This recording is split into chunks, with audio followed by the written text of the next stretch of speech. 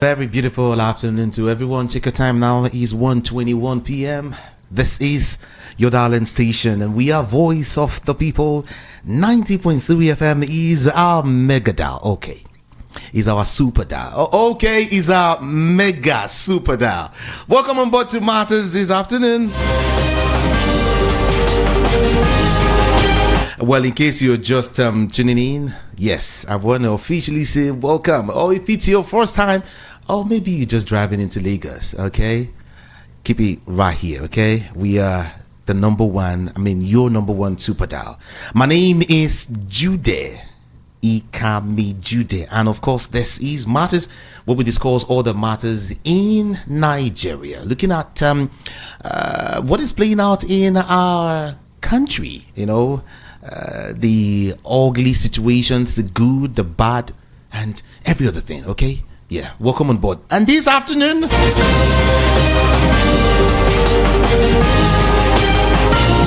I have the pleasure of having with me, hey, okay.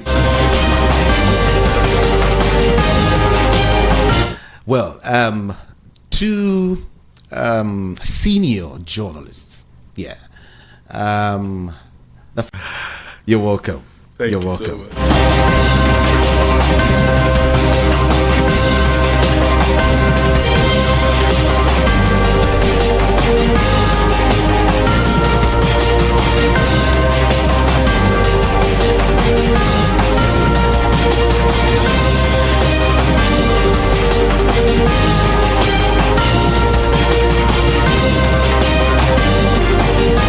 All right, in case you don't know, Dele Fanimo is was the former editor at The Guardian, a spokesperson to the president. I don't know. Should I say that? No. Oh, good. I was news editor in The Guardian. Okay. And I was also the chief executive officer in leadership. Why were you scared when I said spokesperson to the president? It's a hard job. Hard? It's hard not to crack. Why is it hard? I mean, if you are a couple of persons are there and doing very well. I mean, playing the game well, and I must tell you, if you are close to some of them, they will tell you that every morning when you wake up, your heart is in your mouth. If you are a spokesperson to a president or a governor. Because the odds are stacked against you every minute of the day. Okay. So it takes a lot of tact to survive. It's a river invested with sharks. Okay. Yeah. All right. Good to have you once again. It's my pleasure. Yeah. Like in football, they say on the far side, he's another senior journalist. Yeah. Now I think I should say on VOP, the popular Peter Anosike.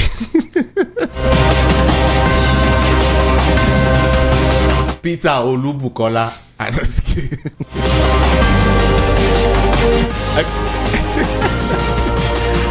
All right, good to have you, sir.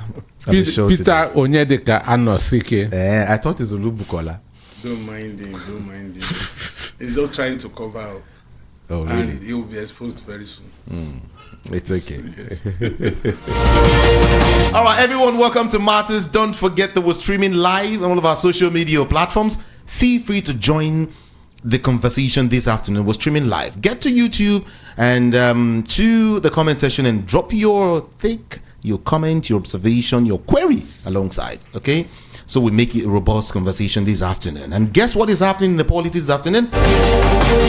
Let me hit you with something really, really, really important. And I hope you've gathered that information that there are indications of an imminent hike in the price of petrol as the Nigerian National Petroleum Company Limited has admitted financial strain. What is this all about? You will get to know this afternoon.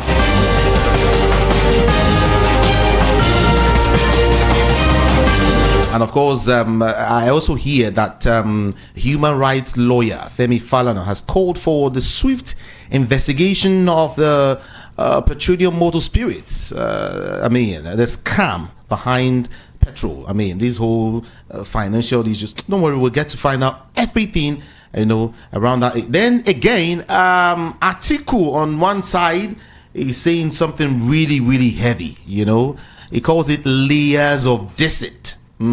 As it slams NNPC yield over $6 billion debt admission. $6 billion. How did we get here? Okay.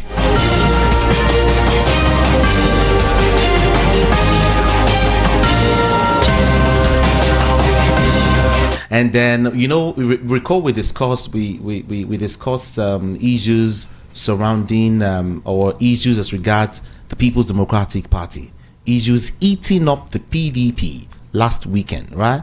And today there's something great. Somebody's about to be punished. I guess you want to find out. There's a big masquerade in PDP that will be punished very, very soon. I'll tell you quickly. And several other big stories this afternoon that we'll be touching on one after the other. Okay, let's look at it together generally. Everyone, welcome to Voice of the People. And like I said, we are 90.3 FM. I go on a very, very short break. And when I come back, we'll get talking. My name is Jude. Ikame Jude. Stay there.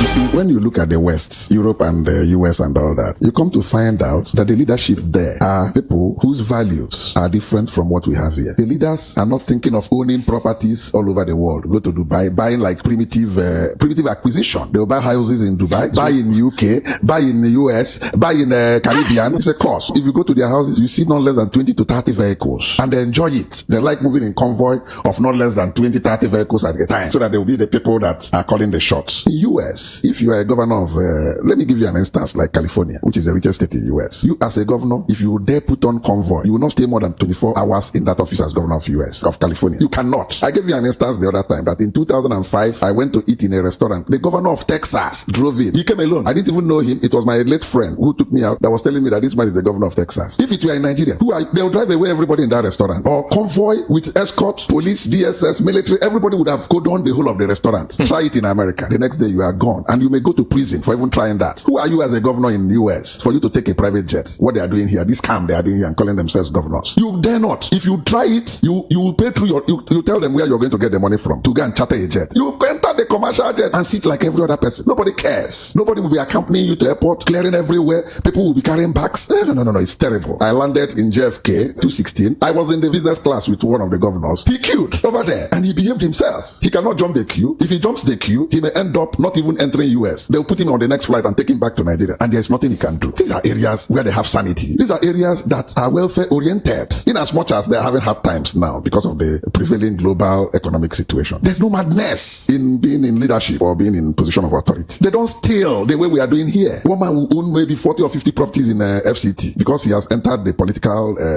position in the government. It is a terrible thing. It is worrisome and it is disturbing. I pity the upcoming generation. Is this what we are going to bequeath to them? It's very unfortunate, to say the least. It's about that time for this conversation. We want to know what the public has to say. Your voice. First subsidies removed. My voice. Our voices must be heard. Problem here, as long as I'm concerned, it's not helping the society because the way things are going now, everything has gone up. For current news and daily updates, trends and vibes, vital information and more. Tune in daily to the best radio station. VOP, Voice of the People, 90.3 FM, Lagos. Now you have a voice. Speak.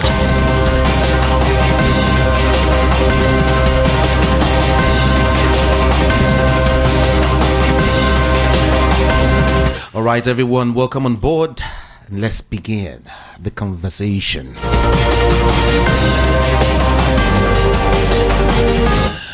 Some of the hashtag End Bad Governance protesters have been remanded in Kuje Correctional Center after being charged with treason.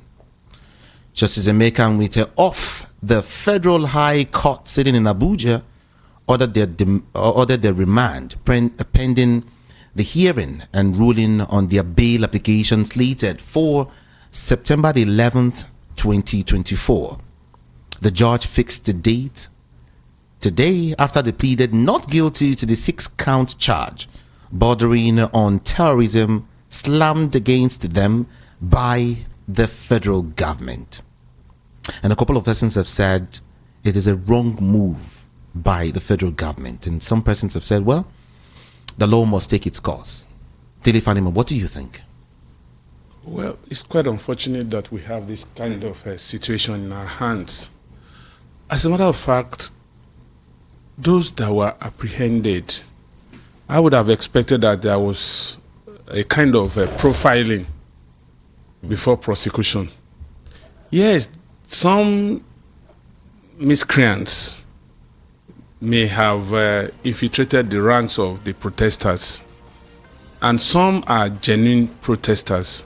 So it's not good to lump these two together when you want to visit the law on them. Right now what we see is a kind of just picking people at random and prosecuting. There was this skit I watched recently on social media. One young girl was saying, in the US, before you are arrested, they must have done due diligence, investigation, intelligence, and the moment they say you are under arrest, you know that they have already closed your case file. He said in China, they will pursue you until you are caught. But in Nigeria, they will pick an innocent person, beat until he confesses to a crime he never committed. And I want to see, because of the bad antecedents of our police system here, a lot of people that probably are innocent may be part of those people that are being remanded today. And it doesn't speak well of us. The protest was justifiable. As a matter of fact, it's even getting clearer that there could even be a repeat of this protest, because things are getting tougher by the day. This morning, the cheapest you can get, except you have to queue for 2 days and 2 nights to get the 580 or 560 from NNPC filling stations.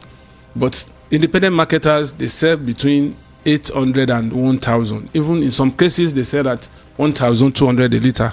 I mean, how do Nigerians survive on this? And all these things, they go around to the market.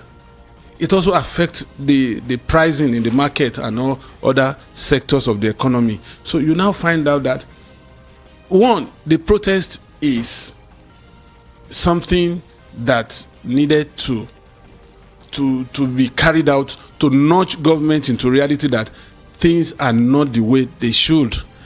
And if these protesters are screened and they are genuine protesters, they shouldn't be charged with treason. Because treason is a huge capital offense that the minimum you can get if you are charged with treason, if the law is lenient with you, it's life imprisonment. In some cases, it's death penalty. Treason against the state.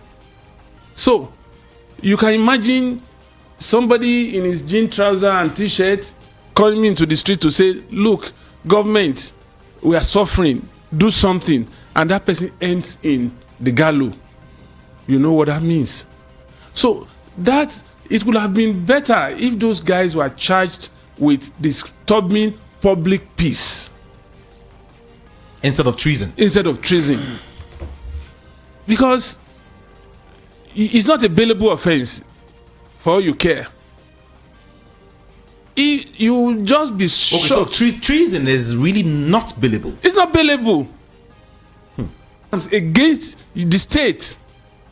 And so you are enemy of the state. there is no way you can be given bail. And so, why would the police go and arraign these people for treason? Have they been suspected of planning a coup? That they went out to protest. And it would have even been better and clearer if they say, in the course of the protest, some people were killed and they arrested part of the mob that killed. But they have not said that. So where is this treason coming from? It's just to make sure that they are perpetually in jail. And if the right intervention does not come, I tell you, those guys may languish in jail for the next 5, 6, 7, 8, 10 years. When you say right intervention, what are you talking about? I'm talking about if they don't have good lawyers to mobilize for them and probably accelerate this case and let this case be thrown out of court, they are likely to be there because, one, the system is such that one day they will tell you the Black Maria or whatever vehicle they call the new ones are not good. The second one, the judiciary is in a long recess. The third one, the IPO is been transferred to another state and they couldn't raise money for him to come back. So you now see the layers of delay that could truncate justice for these people, that they may end up, and I tell you, my brother, it is a sin to be Mr. Nobody in Nigeria. It is a sin because a Mr. Nobody can wake up in his house and just disappear into thin air and he will never be traced. Do you know the number of kidnaps that happen on hourly basis in this country? It's only when they kidnap high-profile people that you get to know, that you get to hear in the news. So, it is a dangerous trend if you are charging people for treason, for just protesting. And we have not heard reports in Abuja particularly that a single soul was lost during the protest. And you have not told me that those people were armed. They were carrying guns. So where is the place of treason? And that's why you now see why cases are lost in Nigeria in the courts, except cases where the big shots have interest. Because if you charge somebody who is supposed to go for disturbing public peace, that carries a maximum of maybe 1 year or 6 months, and with the option of fine, and now you are slamming something that could take that person's life away. You think another person coming to protest the next time will not be more desperate than the person that is in the prison? They just released NSAS suspects from the prison after spending over 4 years for a crime that ordinarily, if they have attended court the way they should have attended court, could not attract more than 3 months or 6 months maximum. Okay. Now taking this to heart, I want to feel Peter Anosike's pause also on this. Just like you mentioned, you raised the issue of NSAS. Peter Anosike, don't you think it's a deliberate thing done by government to want to send a signal, a message to anyone else who is planning to stage any form of protest in Nigeria? Because, of course, we all understand that the protesters have also said that they will, get to the streets by October again. Don't you think this judgment or this thing going on is just a way of sending signal to those who are planning to stage any further protest in Nigeria? Don't you think so? Well, for me, I doubt if the judge that is that gave people who protested that called it a treasonable offense, if we really passed through the law school. I doubt if the judge went through the law school, because Sorry, Peter, it's not the judge. The police is the prosecutor. The police would have arraigned them on those charges. And when you arraign somebody on those charges, the judge must read. The judge must read.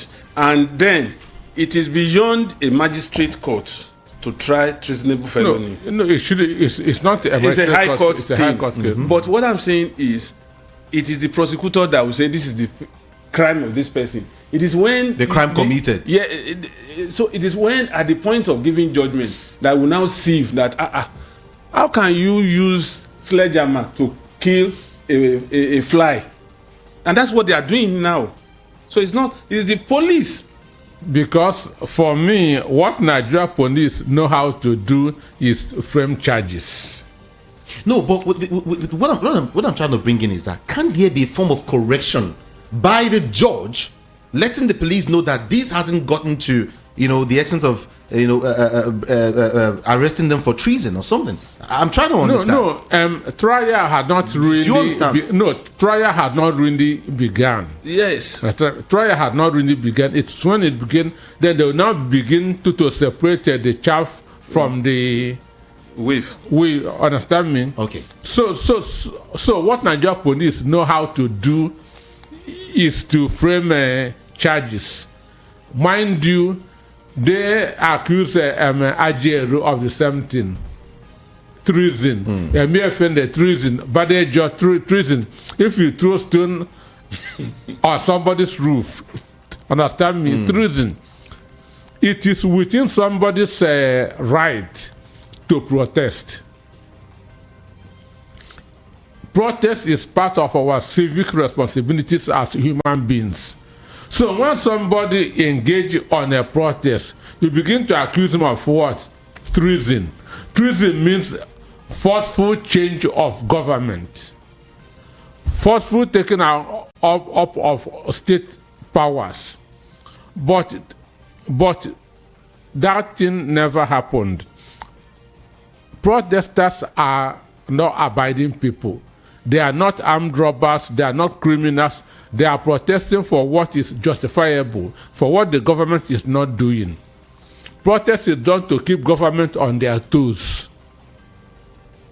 So, for Nigeria police to say that they committed the acts of treason shows that they don't even know their job that to start with. No. Okay, fine. Being charged with treason, is it a form of a signal to anyone or any group of persons arranging for any protest again in Nigeria? Is it like a way to just make them forget about the idea of protesting again in Nigeria? Because you know what will befall you if you do. It could Is that be, it? It could be, but I want to tell you that the end bad governance protest was justified. The reasons for that protest was germane. So somebody saying that these people committed an offense for saying we don't want to die. It is a terrible thing. But I know that they are going to change that. They are going to change those charges very soon, because that's not the offense. If actually they committed offense, that's not the offense that they committed. Okay, 6 count charge. Telephone 6 count charge, bordering on terrorism. Of course, you are a terrorist if you want to topple government. Is it that they really wanted to topple government? Let's look at it. Were they close to Aso Rock during the protest? We are there armed. We are there carrying arms. How are they armed? We are armored cars rolled out. So how do you effect change of government with bare hands and probably leaves, brandishing leaves, and then using your handkerchief with laced with kerosene? Yes. To reduce the effect of tear gas or anything. And there was, except in the northern part of the country, there was no report anywhere even around Abuja that youths took up arms against the state. No policeman was killed in Abuja. They didn't near police station. They didn't even go near police station. Or even army and facilities. Exactly. So where is the treason coming from? You see, what you said earlier that maybe they just wanted to use that to send a signal. To send a signal. Maybe right, but it's going to be laughable at last when the trial begins. Because you are going to see a lot of revolutions coming up that these people are just mere youths. Good citizens. Citizens of this country that want better governance. So where is treason coming from? Bandits that are supposed to be reigning and charged for treason, they are still that notorious one that is in Zamfara State. Yes, sir. He's still roaming the street. Gumi will go and sit with him. He will have his own security at the background. Our own federal troops will be at the background, mingling together. They will hold hours of meeting, and then our Air Force does not know where to send their bombs, their jet fighters. Now you are picking ordinary people on the street that are not armed, charging them for treason. Somebody who is holding the state to ransom for close to 3-5 years, with flesh and blood running through his veins, sleeping, waking up, marrying. You are not putting those ones on trial for treason. And now you are putting innocent youths that just felt enough is enough. We can't continue like this. It is only parents who are still paying school fees that will feel the brunt. Only last week, by almost 280%, federal universities raised their school fees. How many students would access the loan promised by government compared to the number? In UI alone, if you want to really give loans to students, you'll be talking of about 3 billion a year. And there's just 50 billion for the whole of the country, 36 states. For the federation. And how many universities do we have? Federal universities, there are about 38. State universities are there. Some states have 3 universities. So has it been 5, 10? So where is this money going to come from? I have a boy in UI. The last one I paid was about 68,000. Now I'm going to look for 430,000. Of course. And it's even between now and the next 3 weeks. So what are you talking about? And so if my son knows the pain I go through to look for almost times 5 of the old salary or fee, and he feel pained, don't forget that he's not the only child I have. I have to cater to the needs of the other siblings. Then if he now says, let me go out and tell the government that, look, this pain is too much on my father and my mother, and you are now clamping that person in jail for God knows when, because it's not time bound. That file must go to DPP. Yes, it's DPP that will say he can face prosecution or he doesn't have any case to answer. Yes. And DPP may delay it for as long as they wish, but that person is rotting in jail where he has lost his rights, that anything could happen to him. You know how many people that die in jail on daily basis? You know, he could contact HIV, he could contact tuberculosis, he could contact anything, where you have to pack about 50 people in a small room, that some will sleep vertically and some will sleep horizontally, breathing down each other's neck. I mean, let's paint a picture of what these guys are passing through, so that Nigerians will know that it's not just saying you are throwing somebody somewhere. You are throwing them to the sharks. How many of them do you think will survive in the next 6 months before the trial even begins? A generation would have wasted. Okay. Now let's turn the table now. Peter Nosi, I hear people say this government is not even ready at all. Like, going to this extent, taking this move by the police, and this guy's been charged with treason, means that the government is not even ready to listen to the cry of the masses at all. Instead, they are planning to impoverish people, arrest anyone who raises any freedoms. Understand me? Association and speech and so on and so forth. But once those elements are not in what you are practicing, it's not democracy. So when people are picked for protests and say they are terrorists, they want to commit treason, it's not democracy. And government do this when they are not ready to solve all the problems of the people, which means you don't want them to talk against you. I say if you're against protests, then don't do what will make it to come about. Okay. But you cannot stop a hungry man from being angry. You can never stop a hungry man from being angry. You can't even beat a child and say you should not. You shouldn't cry. Understand me? Okay. So government should listen to the demands of the people and solve it. That's the only way. So do you now think that with this move now, we should expect more protest, more forms of protest in Nigeria? Do you think this will bring about several groups putting themselves together to want to form some level of whatever to fight the government or to protest, so to speak, against the government? See, we all studied biology at basic level in the secondary school. There is this thing that is called amoeba. Amoeba does not have a definite shape. It takes on any shape at will.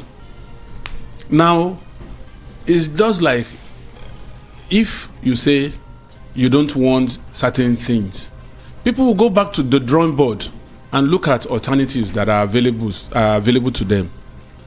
You know, now government should realize that Nigerians, in spite of our elastic nature that gives us that strength to withstand hardship and all that, it gets to a breaking point that people will say enough is enough. And it is getting to that point now that, you see,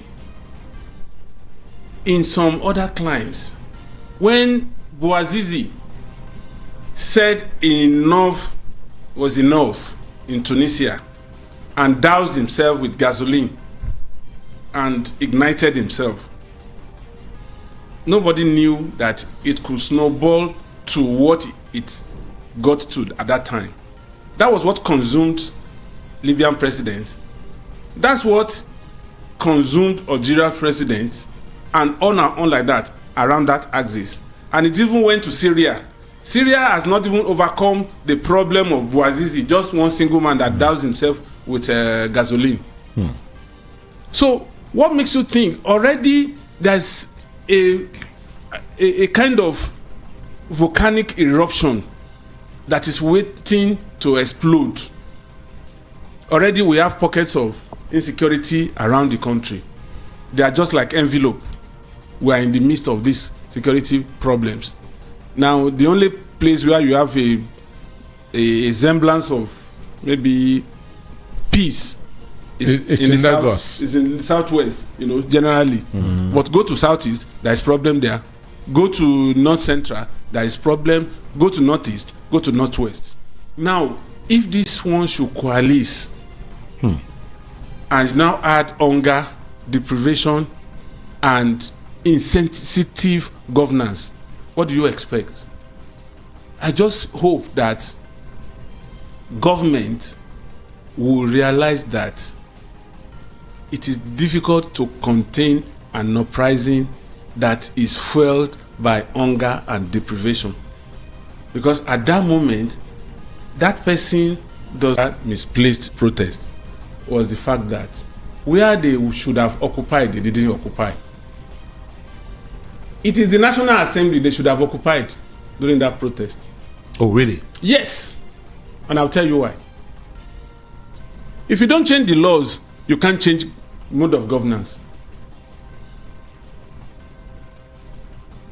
And if you don't work on the system and you are still chasing individuals, you'll be in problem. Occupying the National Assembly, that would be like what happened in Kenya. Well, The Kenyan star. Do you know why? If mineral resources are still on the exclusive list, governors will still continually be lazy. That's what we have today. Any idiot with a godfather and money to throw around becomes a governor, and when he gets there, the first year is thinking of what to do. Then you have piles of proposals that are not related to people, citizen-centered projects. But a protest. Let them know that if you are not ready to pass laws that will favor us in Nigeria, then you don't have any business to be in the National Assembly. Go to Ondo State. It has the second largest bitumen deposit in the whole world.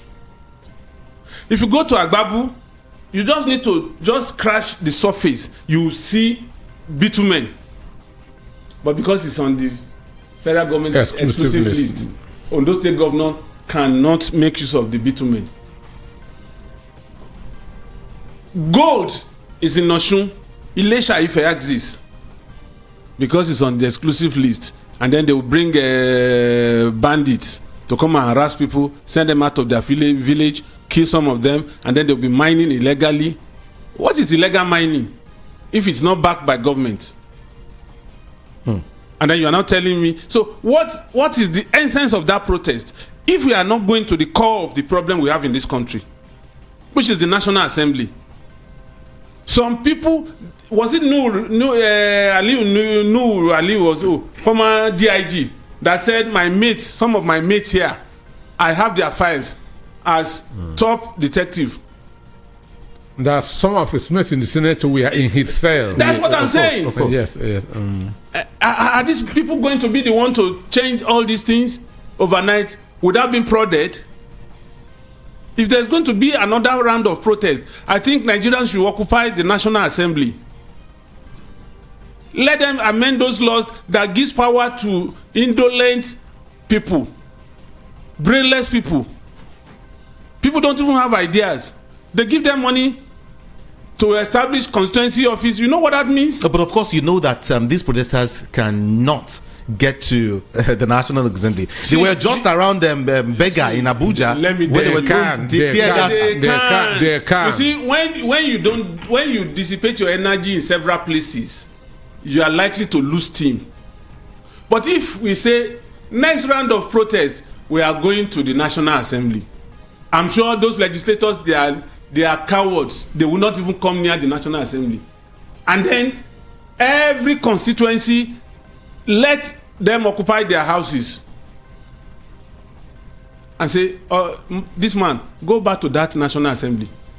When Obasanjo wanted to get third term, people have started harassing senators' families and House of members' families in their home states. In their home states. That's why they insisted that it has to be on camera. That was how Obasanjo lost third term. If we had kept quiet, Obasanjo would have been the maximum ruler today and become the president, the life president. So why can't we do that and go and tell these National Assembly members that, look, you don't have a house to come back to if you don't promulgate this law and remove our mineral resources from the exclusive list. So that let me mine what I have at my backyard, and then a part of the proceeds should be sent to the national to the federal government. Account, yes. Federal government does not have any business with all these things they are doing. The federal government is only supposed to be saddled with internal security, external security, not even education. Currency. That's all. Now, the federal government is an ombudsman. It is the same thing that is happening to the states, where governors no longer steal state money. They steal local government money. local government chairman will sign for 100 million and they'll give him 20 million. And then the governor will decide where to cite projects, which project a local government needs, not even the chairman of the local government. And that's why there were no elections. Because the person who is an area boy that you suddenly gave that opportunity to become chairman of the local government, okay, he will be subservient to you as long as he's still there as the local government chairman. Okay. So even if you give him little money, it's okay. Let's come back home. I hear right now that the Nigerian police have declared wanted a British national, Andrew Wayne, accused of attempting to overthrow President Bola Ahmed Tinubu over alleged sponsorship of the End Bad Governance protests, which rocked the country from August the 1st to 10th, 2024. Now, according to the Nigerian Police Authority, they said since the commencement of the investigations, this Andrew has fled the country.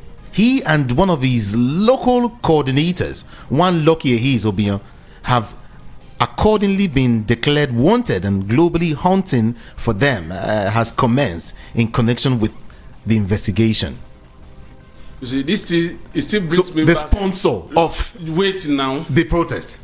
It still brings me back to this little girl that said Nigerian police will apprehend just anybody on the street, beat that person until that person confesses to a crime he never committed. Now, anywhere in the world, once a foreign national enters your country, and I'm sure a Briton will not just enter through the back door. There should be documents. How much of intelligence, how much of profiling did immigration, police, DSS, NIA, customs do about this foreign national coming into the country? Were they tracking the inflow of resources to his account in Nigeria? Okay. Were they monitoring his movements? Do they know the kind of people he associates with? A Briton, except if he naturalizes, is a white man. So it can be distinguished among a crowd. A golden fish. You understand? So now he sat in this country, organized a crime, committed the crime, and still has time to escape from Nigeria, and now you are declaring him wanted. You see, in Britain, that you are going to bring him their own national, they will release their own national to you on trump-up charges. You allowed him to escape. It's laughable sometimes when you listen to some of these things. It doesn't give us that respect, that dignity among the Committee of Nations. How can you claim 3 weeks or 4 weeks after a protest that a foreign national is involved and you allowed him to escape? Now you are declaring him wanted weeks after the protest. So does it mean that you are going to sleep all this while they were planning? They gave about 3 weeks notice before that protest. Okay. Don't forget. And so what were the security apparatus doing in those 3 weeks that they couldn't get to the bottom of this? Now, after the man don't escape, now they are now saying they are looking for him. Where? They said he was actually sponsoring that protest. He was the one who was doling cash and some other things to the protesters. Let me also remind you. Do you know there is an existing law in this country that individuals cannot deploy cash 5 million naira? That there is an alarm in EFCC that will trigger. If you deposit for individuals, it used to be 1 million, but they changed it to 5 million. 5 million. If you deposit more than 5 million naira in any individual account, there is an alarm in EFCC. All banks are wired to do that. For somebody to sponsor a protest of that magnitude, it's not going to be 5 million, 10 million naira. Is it going to buy? Is it for pure water or what? So when these monies were moving in and out of that private individual's account. Nobody bothered to query where this money is coming from. I mean, you see, not everybody is a moron. They better go and tell it to the Marines. All right. Voice of imbalances in Nigeria. He also stressed sadness that Nigeria has continued to lose grip of what makes it the giant among the Committee of Nations, adding that it is obvious that Nigeria is no longer the giant of Africa. He has been talking about restructuring. You know, and right now, people ask, is it possible for this administration to want to restructure, you know, the country? Let me tell you what I've just said. Now, recall, they've been talking about regional system of government and all of that. You see? Okay. I just said it in another language. Let resources reside in each state. That's restructuring. That is restructuring. You understand? Of course. Let federal government concern itself with certain rules, and let states concern itself with certain rules. That's restructuring. You understand? Mm-hmm. That answers that question. Now, the second part of the question is, can any government restructure? Yes. If they don't have the political will, citizens, through protests, through agitation, what we are doing right now in the studio is creating awareness that could snowball into agitation. Let's put them on their toes. Let them restructure. Let them say this is the way to go. And the only thing that is required to do this is political will. Political will. But the thing now, let me tell you. Okay. Let me tell you. If you want to do radical things, you don't do it like the ordinary things. Extraordinary problem requires extraordinary solution. Where I used to live in Ibadan, they call the place Bashorun. People built houses close to the road. Successive governors came. They didn't have the will to do something about it. Even when the law had stated ab initio that that road should be a dual carriageway and that should be set back. But one governor came and was daring enough to say, this is what I want to do. I don't need second term. But if it is just this first term, I am going to make this place a dual carriageway. And the man went about pulling down buildings. When those landlords came, he said they should go and bring their CFO that gave them approval to build close to the road. And he brought out government design was Ajimobi. So the same thing that can be the way we can do in the National Assembly. But even as bad as the situation is now in the National Assembly, where we have a leaks P2 as the leadership, but I can tell you, if Nigerians, rich man no one die. Oh. If the masses occupy Akpabio's house in Akwa Ibom and say, Oga, if you don't initiate a bill that will make this country restructure its imbalanced structure, then we are not going to leave you, and your family will not go out. They will not come in. And to all the legislators, if they say, we are not fighting, no, we will just remain seated in front of your house until we see noticeable improvement in our structure. Okay. You think they will not do it? Okay. Now, Peter Nosike, let me get to you. Look at, after the end bad governance protest, the question is, where are we now? It's like the whole thing is the fire that is burning now is much more than the one I was burning before the protest. Look at how much people are buying fuel. Look at the price of commodity. It's skyrocketing every day. So it means that protests for this administration is not, they really don't feel it. They find a way to quell every anger and then they continue with whatever they want to do. Don't you think so? No. I want to say that end bad governance protest was a success. One, it removed the presidency from their comfort zone. It is a wake-up call for the people in the northern part of the country that their youth has moved forward, that their youth are now ready to set themselves free from the religious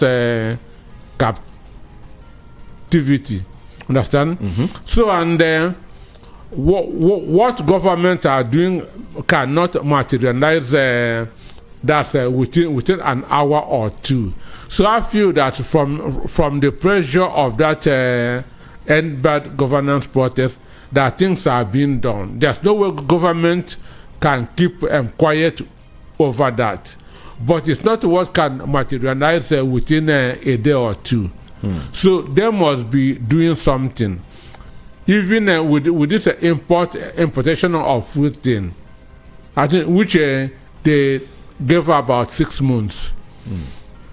I know that things are being done which will translate into better Nigeria in the future. Then for what Gani Adams says, the only thing that can bring this government back that the country back to its foot is restructuring. Because last week South Africa celebrated 6 months of no power outage. South Africa. 6 months. 150 days of no power outage. South Africa got the independence in 1994. Our own is 1960. We've never celebrated 1 day. So, but if there's competition, governors will wake up and begin to work. What we are doing now is an Almajiri system of government. At the end of every month, governors will go down to Abuja and checks will be issued to them. They cannot think out of the box. They cannot be creative. But restructuring will make governors to start thinking. So the only way that this country can move forward is when we restructure. And I feel and Tinubu has been an apostle of restructuring before he became a president. But people usually use populism to get into office, and when they get into office, they will now show their true person. But power belongs to the people. Any day Nigerians are ready, they will take back their power. Voice of the People 90.3 FM. You can, I see several comments here already, but then in case you're just joining us, feel free to join the conversation via all of our social media platforms. And don't forget that we're streaming also, like I said. Okay, fine. Our WhatsApp portal is also open. Just send your messages to the number 081 717 56338 081 717 56338. Pretty soon I'll get to open up the studio line so we can have you can participate in the conversation. But then let's talk petrol. Let me touch on something there quickly. Like I said earlier, that there are indications of an imminent hike in the price of petrol. When you hear imminent hike again in this one again, where are we going? You know, as the Nigerian National Petroleum Company Limited has admitted financial strains. What is that all about? The Minister of Finance and Coordinating Minister of the Economy, Wale Edun, in a draft report of the Accelerated Civilization and Advancement Plan, the one they call ASAP, presented to Tinubu, revealed that the estimated expenditure on fuel subsidy for 2024 was 5.4 trillion naira, which is about around 1.8 trillion naira. Yeah, 1.8 trillion naira higher than the amount spent in 2023. 1.8 trillion naira higher than the amount spent, in 2023. The looming pump price hike would be fourth within 15 months, as information gathered from all marketers suggests that the increase may be much sooner or higher than expected. Where are we heading to? That's the question. I want to quickly, before you respond, I want to quickly throw in what Falana said. Falana has called for the swift investigation of this Petrol scam. In his words, he said it is high time the importation scam was investigated. I am not talking of the joke that is going on in the National Assembly. The media must help civil society organizations to expose this fraud. You might want to throw more light into what is happening so people will get to understand what this is actually all about. You see, NNPC and NNPC Limited is a scam, and I'll tell you why. Let's start from the staffing. How do you pamper a rascal in your home? You have a truant, a rascal, and you are pampering him or her. NNPC is a drain on Nigeria's economy. If you have a supposed cash cow for 8 years, no single audit report in a supposed cash cow that fuels the oxygen of this nation. If you have an NNPC that does turnaround maintenance of 4 refineries every year and no single liter of fuel refined. The latest was $1.5 billion for turnaround maintenance. And they shifted from playing in the upstream. Now they are moving into the downstream. Now they are more bothered about importation and retail. Which means it's just like today. Most military officers would rather go to northeast Niger Delta or Niger Delta. Now, where the oil is located. No, I don't know about that anyway. Okay. Now, even the staffing, NNPC is so overbloated at the top that if you do desk audit in NNPC today, you will do away with over 60 to 70 directors that they don't have functions or are duplicating functions. And all of these at the taxpayers, on the taxpayers' neck. You and I. Mr. Fenimore, I want to remind you that NNPC saying between 2021 to 2022, they used 127 billion as salaries. That's what I'm coming to that. 127 billion. 127 billion. Now, as salaries. Now, do you know that if there is any notice, any announcement that they want to recruit in NNPC today, the portal will crash in less than 1 hour. Because everybody in Nigeria wants to work in NNPC. Why? They do nothing, they earn more. Free money. Free money. And compare NNPC with Petrol in Brazil. Compare NNPC with Aramco in Saudi Arabia. Even in cash-strapped Venezuela, the equivalent of NNPC in Venezuela declared $73 billion last year. How much are we declaring? And when they want to hoodwink Nigerians, they will convert dollars to naira and say they made 3 trillion. Convert 3 trillion to the dollar. Is it up to $1.5 billion? And we are the 6th largest producer of oil in the world. Aramco, in their base stations, they sit, their CEO sits. They don't go to oil field anymore. They use technology to know a liter of crude that is extracted from anywhere within the territorial boundaries of Saudi Arabia.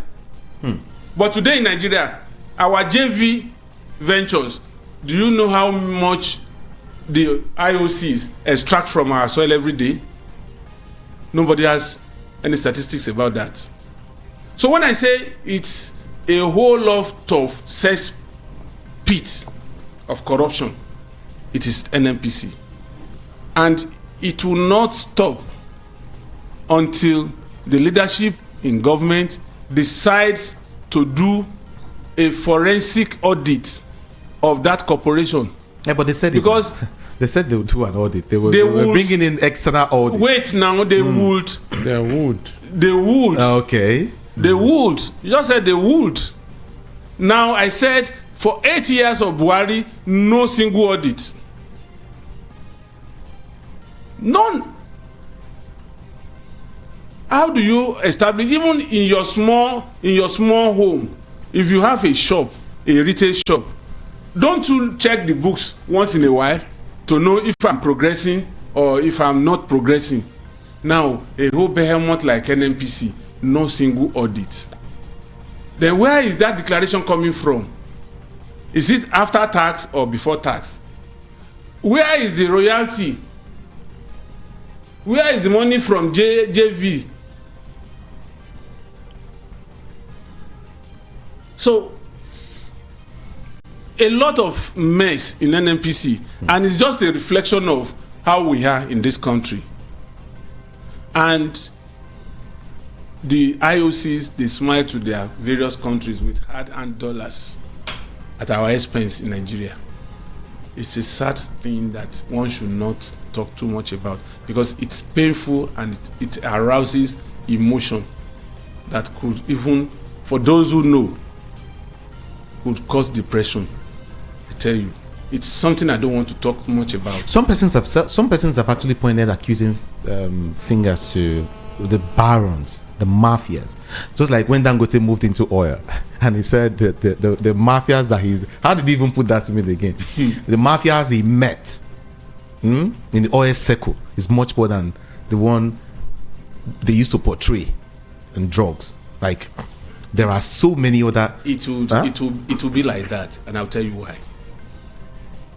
Where you don't have system in place and you glorify individuals, that's what you get. Now today, the alpha and omega in oil sector today is Mele Kyari.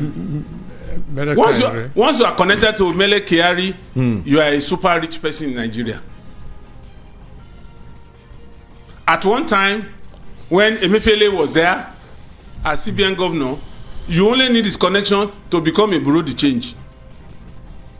And in less than 3-5 days, you become a super millionaire or even a billionaire. So, because there is no system, see, Jacob Zuma, when he was South African president, would have been the worst president in Africa.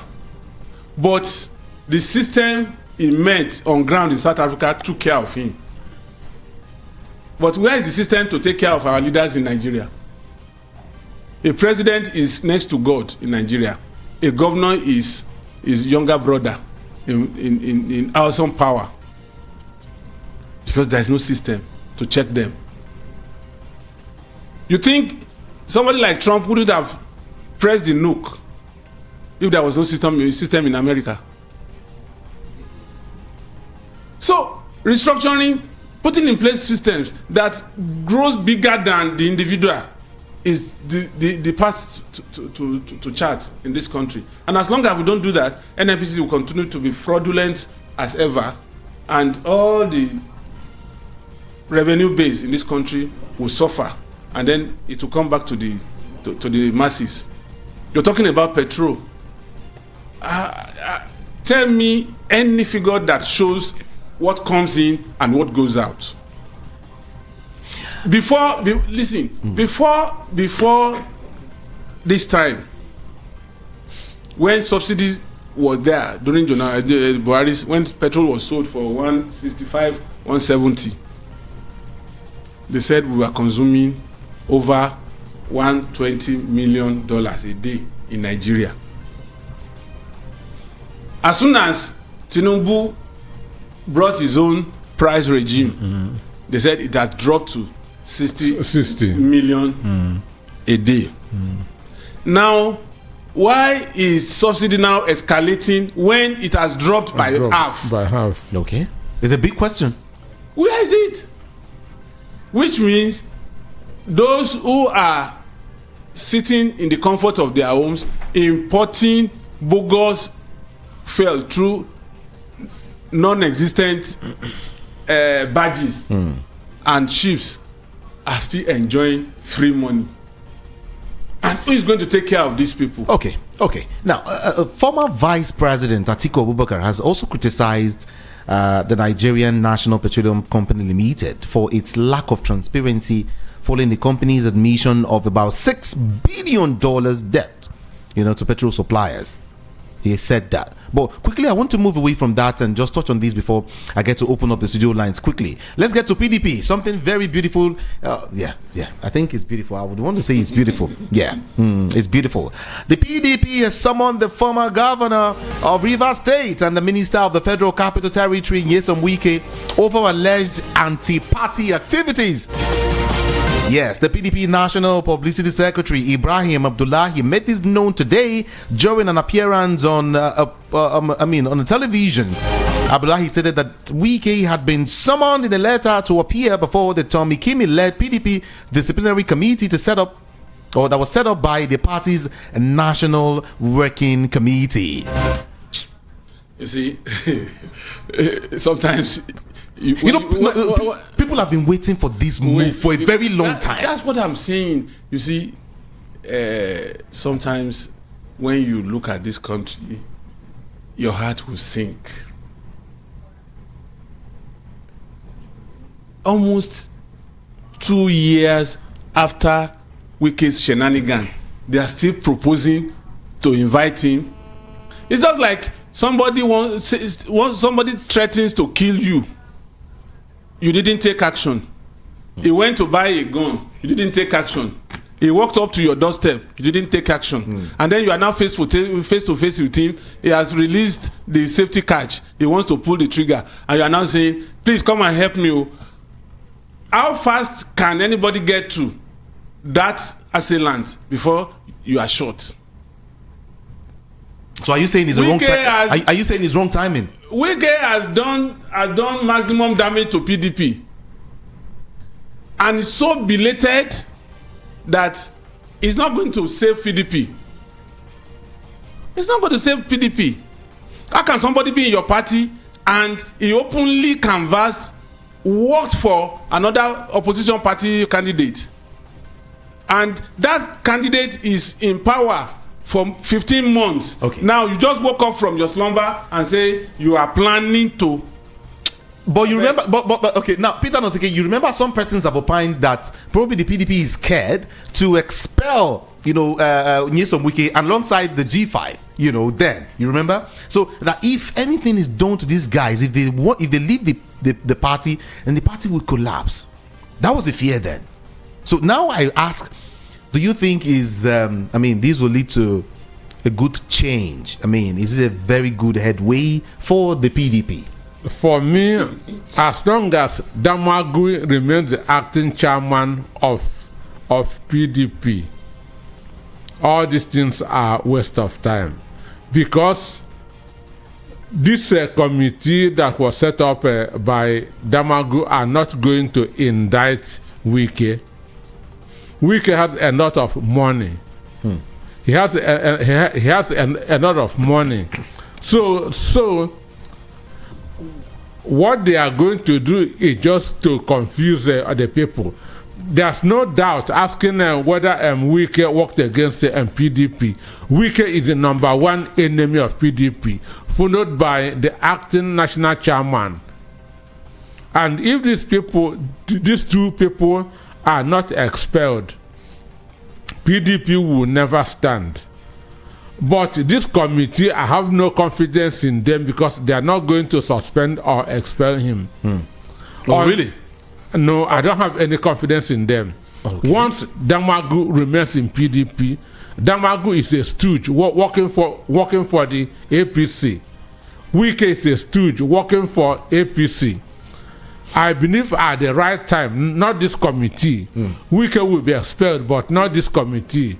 Bet it. Is he a stooge in APC or a member of APC? By proxy.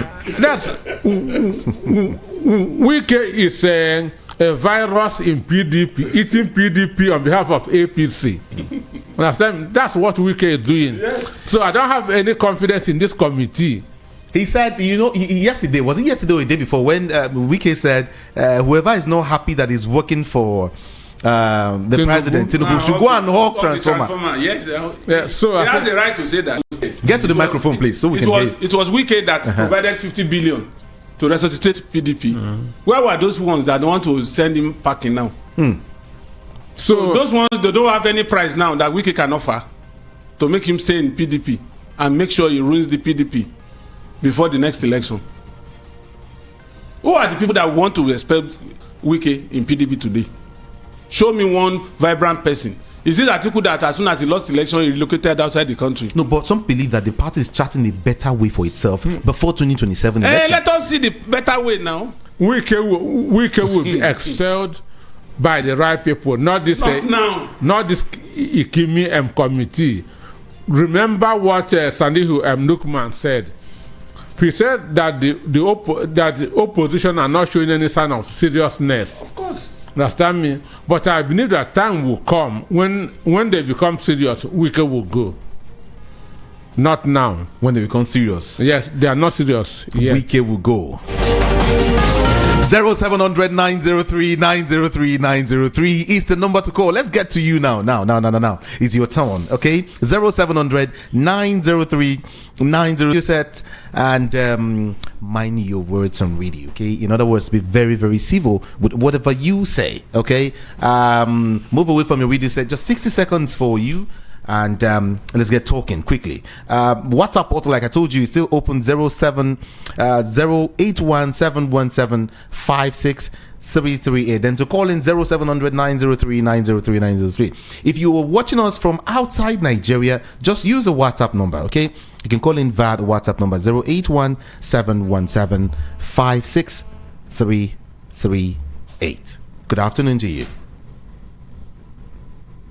Hello, good afternoon. Okay, 0700 903 903 903. In case you're just joining us, we're discussing, was saying that Wike is about to face a disciplinary committee over what they call anti-party activities. Good afternoon to you. To withdraw those senators. To recall them is a very difficult task. You say very difficult? I'm not saying it's impossible, but it's a very difficult task if you know the processes.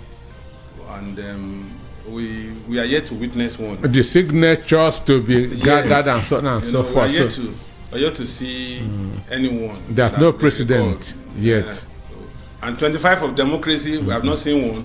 That shows you that it's a very difficult task. So it may not go. Okay. Hello, good afternoon to you. Hello, good afternoon.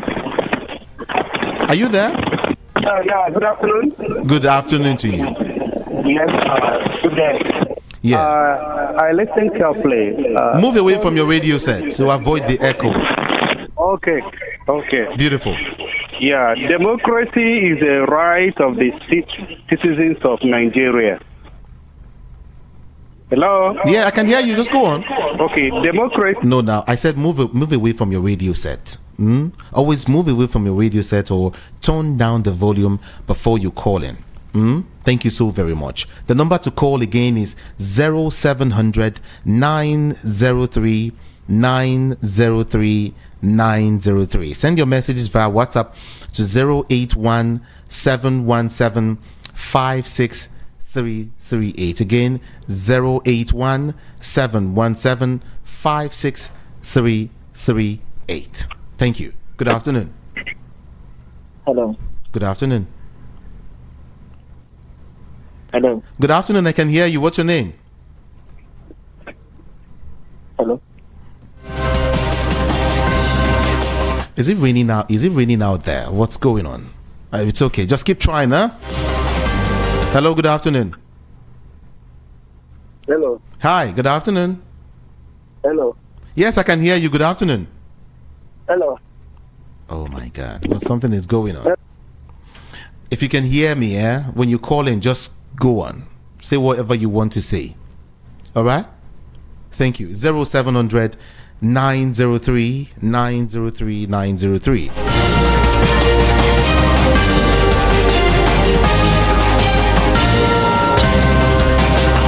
Hello, good afternoon to you. Good afternoon. Good afternoon. What's your name and where you calling from? This is Joseph. All right, Joseph. Let's hear you. Hello, Joseph.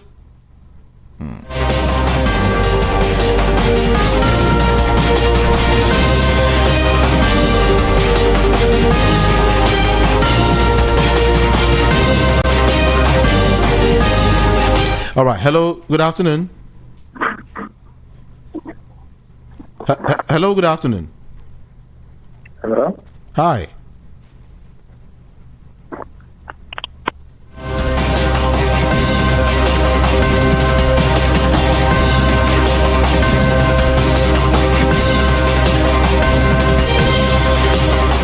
Good afternoon to you this afternoon. Hello, good afternoon. Hello? Okay, I think we're having issues with network this afternoon. Hello? Good afternoon. Good afternoon. Hello? Hello, Mr. Kamijide. Good afternoon. Hello. Yes, I can hear you. Good afternoon. Hello, good afternoon. Good afternoon to you. Hello. Yes. Okay, you can hear. Yes, I can Good hear you. afternoon. Yes, good afternoon. Go from Ejibo. Okay.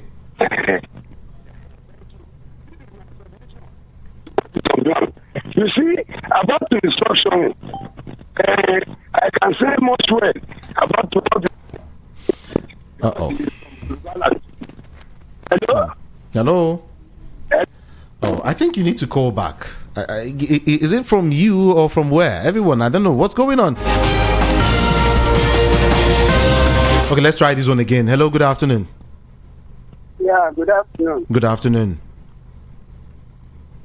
My name is Edda Clayton.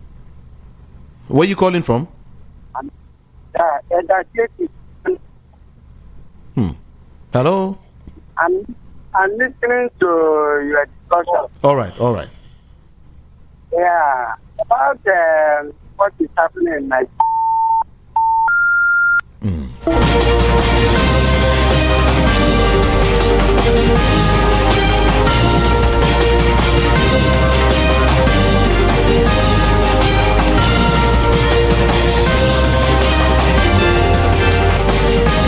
All right, let me just go on a very short break and see if we can switch over to something else so we can take your calls, okay? Let's just see. Stay there. I'll be right back. Just a minute. Last month, I have a daughter and a wife. Do I work alone? I just arrived home, and in my letter box, I had a letter, and it was from the state government addressing to me that to cushion the effect of the high inflation in the society, I'm entitled to go to the nearest post office to get a credit card. That in that credit card, the exchange rate, if I have to compare with the currency in current Nigeria currency, I have almost about 400,000 naira just for me to manage with my family, because they understand that the situation is kind of, is bad. It's not that things were really bad for me. That is how government works. That is how government works. I didn't have to go and stay on the line. I didn't even make any call. It just came to my house without me asking for it. And I'm not an Italian citizen. Don't get that wrong. I'm not an Italian citizen. I work here. So if they can identify me, still, not even their citizen. So how do somebody in Nigeria who is a citizen be thrown back of France as if we live in a refugee camp? Even in refugee camps, it doesn't even happen like that. You understand? It's a shame. We could be laughing and we could be talking. The crisis in Nigeria is more than normal. It is so obvious that even a blind man can say, I'm tired, I'm fed up with the system. We should tread caution now, because we're already on the edge. And it's not that when something happens, then the Westerners will now come and say, no,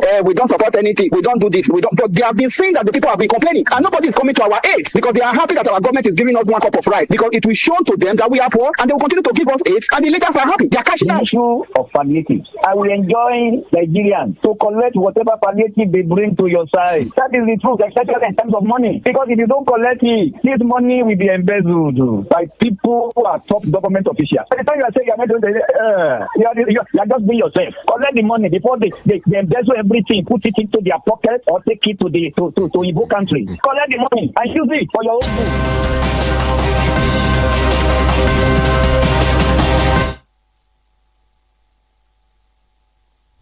All right, welcome back, everyone. It's the Voice of the People, 90.3 FM.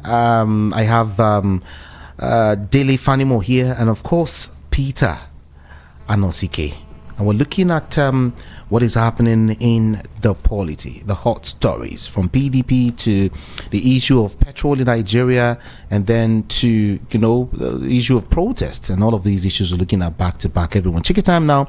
It's 2:47. We have a couple of minutes before we leave the studio, but then let me see if we can now check the calls now. Let's see if it will go through this time around. We hope it does, but let's go there.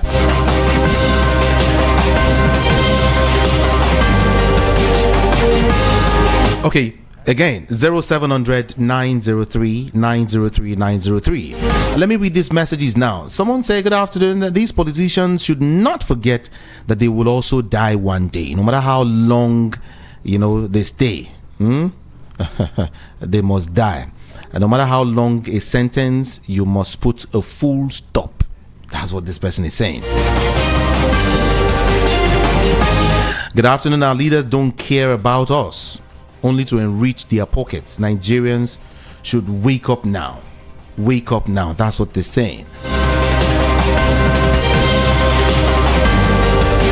Debt. Even when NNPC Limited claimed their balance sheet recorded positive record, NNPCL is the biggest obstacle to the Nigerian progress. That's what you're saying.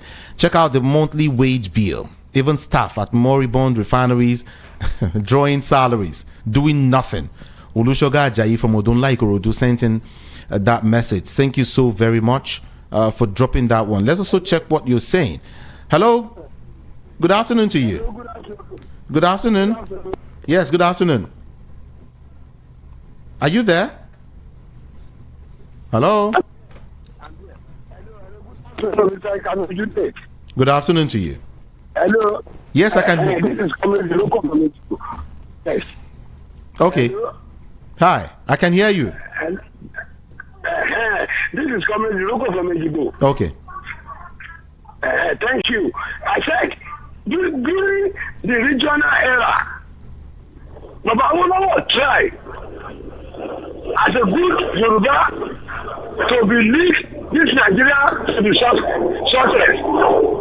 But it is the Yoruba as all that he got to use to jeopardize his effort, which is Akitola, Abiola, and Obasanjo. I want to say something to all Nigerians now. As Nigerians, we met ourselves where we are now because of hypocrisy in government and politics. That is what is affecting the Yorubas to lure in Northerners to be corrupting the nation as all. It is Yoruba hypocrisy that brings in the Northerners to be careful the nation as we are now.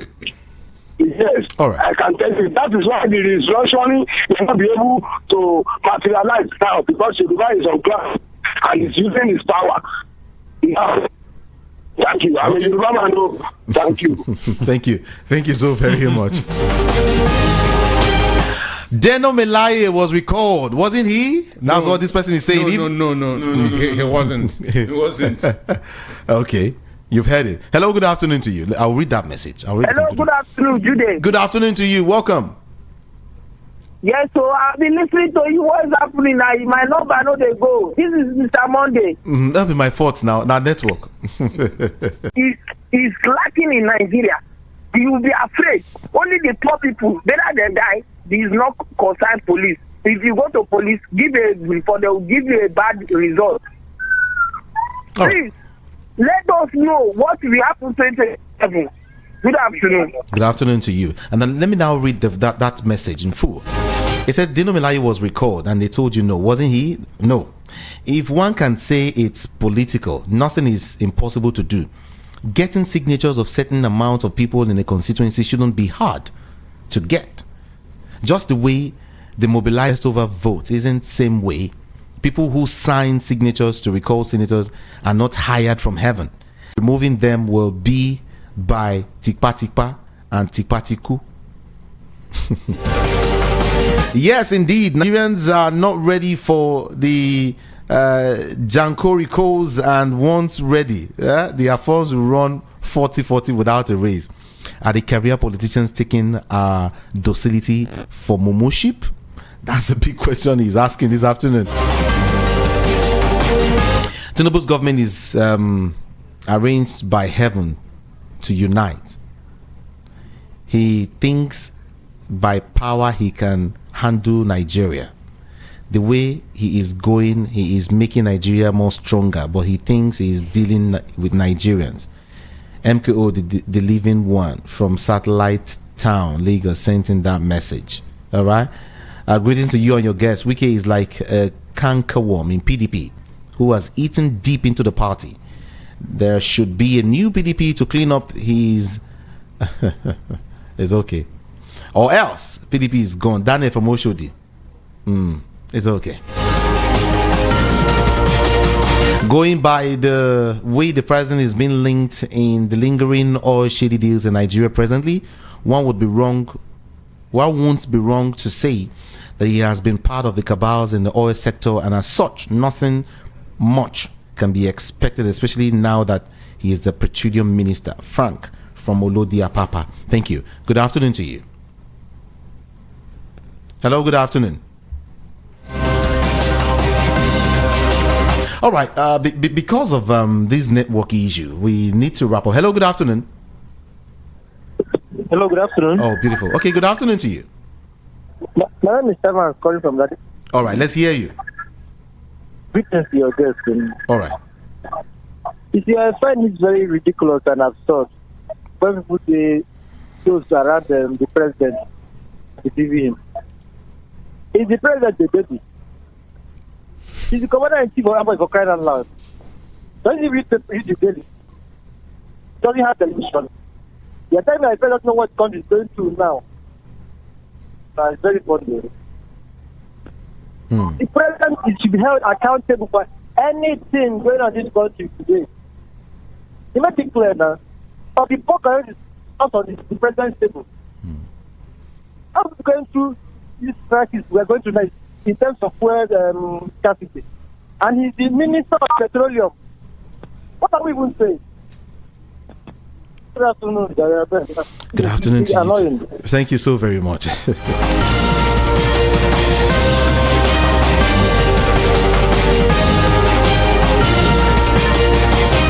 All right. Before we wrap things up, telephone up your advice to the youths, first of all, and to everyone listening to us out there as regards this skyrocketing price. They say we've not even seen. It's about to shoot again, the price of petroleum. What do we do? Where do we go? Talk to us before you go. Few minutes. Well, let me tell you that what we need to understand in this country is we need to educate our youth on where we're coming from, where we are, and where we intend to go. And until that is done, you find out that youth dissipate energy on things that shouldn't be their priorities. If the likes of Mbu became a federal minister at 27, if Olunloyo could be minister at 28, unmarried, then what are our youths doing at this time in their 30s They don't seem to know what is going on around them. They don't know what is going on around in the country. I think we should de-emphasize these social media things for inanities. We should use the social media effectively for us to gain traction and be able to galvanize ourselves. I mean the youth, galvanize themselves and face a direction, look at the focus and then pursue the agenda. Unfortunately, one of the bane is the removal of history in our curriculum, which has affected our youth between the ages of 18 and 35. They don't know much about this country. Some don't even know anything about the Constitution of Nigeria. They have never seen the Constitution of Nigeria. They don't even know the Police Act. And these are books that are on the internet, but they like going after TikTok. Now, how do you debate the progress of a country when up to today they still study European history in UK and other countries in Europe, but we don't even have history of Nigeria in our secondary school again? So these people, they don't even know how the likes of Nnamdi Azikiwe Awolowo fought for independence, how the likes of Macaulay, this woman, what's her name, that fought in the northern part of the country. Is it the Amina of Zaria? Yes, Amina of Zaria.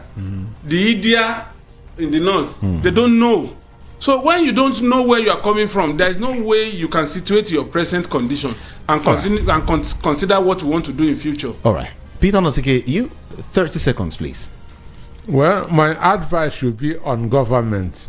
Those who are privileged to be in government should know that power belongs to the people, that they are holding that power in trust for the people, and they should make the welfare of the people their priority. Thank you. That's what I want to say. Thank you so very much. As a Lily Fanimo, I want to say thank you so very much for being a part of the show today. It's been my pleasure. I've seen Jude live and direct. Thank you so very much. It's my thank pleasure. you. Peter Nosike, thank you so much for being a part of the show. Thank you for having me. My name is Jude Ikami Jude. I'll see you again tomorrow on social media. Ikami Jude. I'll be here again, like I said. That is IKAMIJUDEH. Good afternoon to you.